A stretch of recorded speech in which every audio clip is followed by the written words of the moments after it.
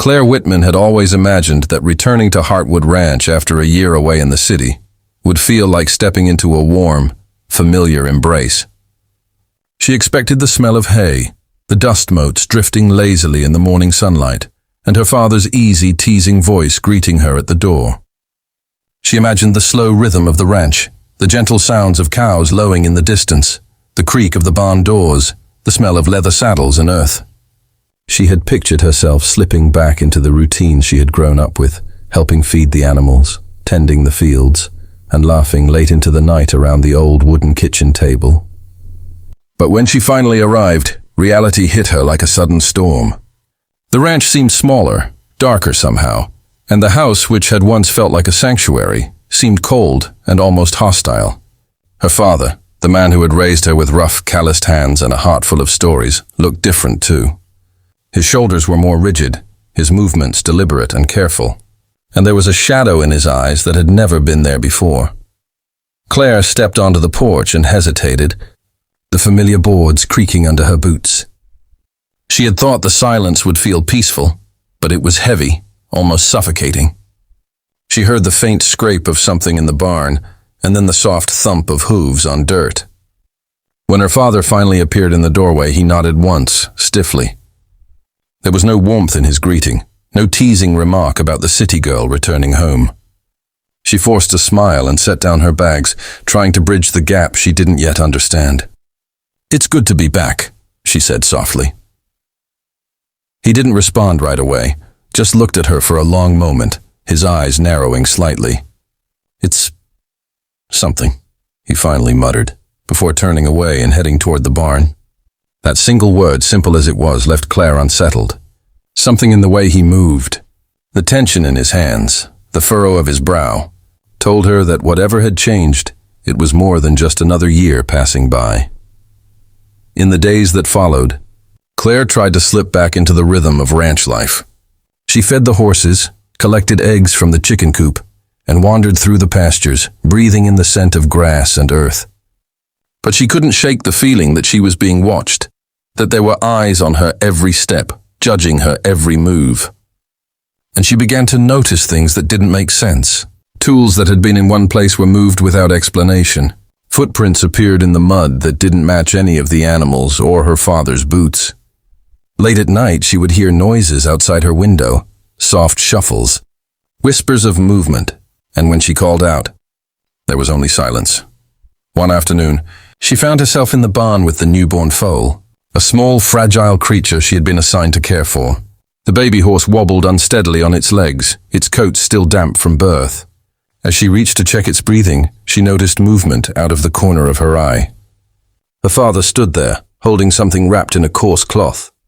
When he saw her looking, he froze, his face a mask of guilt and something darker, something that made her stomach twist. "What is that?" she asked, her voice tighter than she intended. For the first time in all the years she had known him, her father faltered. His hand shook slightly as he adjusted the bundle. "Some things are better left alone," he said, his voice low and uneven. He didn't meet her eyes and quickly walked away, leaving Claire staring at the foal and the unsettling silence that settled in the barn. That night, sleep eluded her. She lay in the old loft that had once been her sanctuary, listening to the wind whistle through the cracks in the roof, imagining all the possibilities of what she might have seen. The memory of her father's shadowed eyes haunted her, and she felt an urgent need to uncover the truth. She couldn't tell anyone else. Her friends were miles away in the city, and the town itself had always seemed content to look the other way. But she knew she couldn't ignore what she was beginning to suspect. When she finally couldn't bear it any longer, she slipped down the stairs and quietly moved toward the barn. Something in her gut told her she needed to see for herself what her father had been hiding. She had always been drawn to animals, always felt their emotions as keenly as her own. If they were in danger, she had to know. Her footsteps were soft, deliberate, trying not to give away her presence. And when she reached the back corner of the barn, she saw the tarp that had been hastily thrown over a pile of supplies. Her hands shook as she pulled it back. What she found made her gasp, her breath catching painfully in her throat. There, hidden beneath the cloth, were dozens of trapped animals, small and large, sickly and terrified. Some were rabbits, others chickens, and a few strange birds that seemed to have wandered in from the wild. Their eyes reflected fear, confusion, and pain, and Claire felt an overwhelming wave of anger and despair. She had grown up surrounded by animals, had spent countless nights nursing a sick calf back to health or comforting a frightened foal. She couldn't comprehend how her father, the man who had taught her kindness and compassion, could have done this. "I can't hold it in anymore," she whispered, her voice breaking in the stillness. It was no longer just about concern for the animals.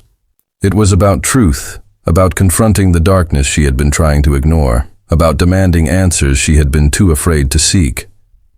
She knew that her life on the ranch, and perhaps her relationship with her father, would never be the same. But for the first time in days, she felt a surge of clarity, a resolve that cut through the fear. She had to confront him, even if it meant facing a side of him she had never seen before. The next morning, she watched her father from the edge of the barn, his back straight and strong, but his movements tense, almost mechanical.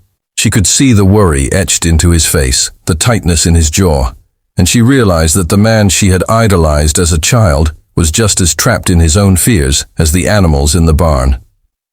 Claire knew that whatever conversation she was about to have would change everything. She felt a strange mix of dread and determination, fear and courage, and as she walked toward him, the wind whispered through the open fields like a warning and a promise, all at once. She would not turn back now. The morning sun struggled to break through thick gray clouds as Claire made her way toward the barn. Every step felt heavier than the last, weighed down by fear, anger, and an overwhelming need for truth.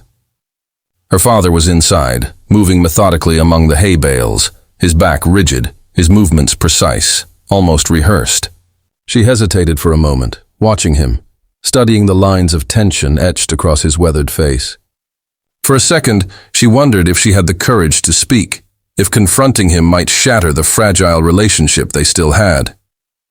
But she couldn't ignore the images from the night before. The terrified animals, their wide, pleading eyes, the bundle of secrets her father had been hiding. Her heart clenched, and she stepped forward, her voice trembling but firm. "We need to talk," she said, breaking the silence that had become almost suffocating over the years. The words hung in the air, heavy and unyielding, and he stopped in his tracks. For a long moment he didn't respond, only turning slowly to face her. His eyes, once warm and steady, now flickered with a mixture of fear, shame, and something else she couldn't name. She had always known him as a man of action, decisive and strong, but now he seemed fragile, like a great oak bending in a storm. "You don't understand," he muttered finally, his voice low, a tremor betraying his calm exterior. He ran a hand through his hair, as if trying to sweep away the evidence of his guilt, but Claire stood firm, refusing to back down. "Try me," she said, her voice gaining strength. "I'm not going anywhere until I know the truth." And then it all came spilling out, like a river breaking through a dam. He told her about the debts that had piled up over the years, the failing crops that had turned their once thriving ranch into a place of fear and desperation.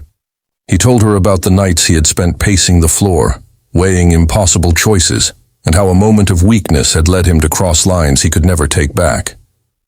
Every confession was punctuated with sighs, trembles, and silent sobs, and Claire felt a mixture of grief and anger twist inside her. You let them suffer," she said finally, tears burning her eyes. "All those animals, you could have saved them." Through it all, Claire's relationship with her father transformed.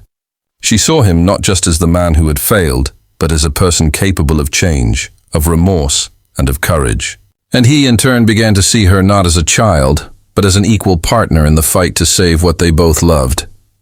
They shared moments of quiet laughter when a stubborn calf refused to follow, moments of tears when a sick rabbit finally ate, and moments of profound silence as they watched the sunset over the fields, grateful for the small victories.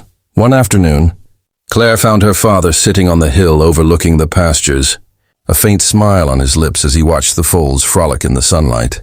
She joined him, and for the first time in a long time, They sat together without the weight of secrets pressing between them. "I'm proud of you," he said quietly, his voice barely audible over the wind. Claire felt her chest tighten, emotions swirling in a storm of relief and love. "I'm proud of us," she replied, her hand brushing against his.